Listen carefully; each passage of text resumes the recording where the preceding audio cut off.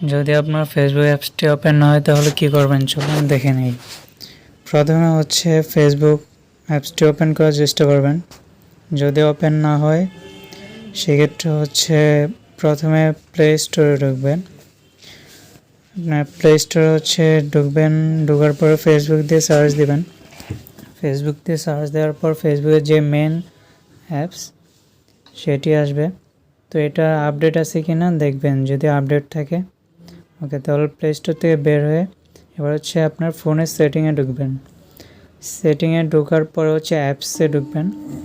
Apps থেকে হচ্ছে এখানে ফেসবুক দিয়ে সার্চ দিবেন। ফেসবুক সফটওয়্যারটি ওপেন করবেন এবং এখানে যে স্টোরেজ অপশন আছে স্টোরেজ অপশন থেকে cache data and cache clear করবেন।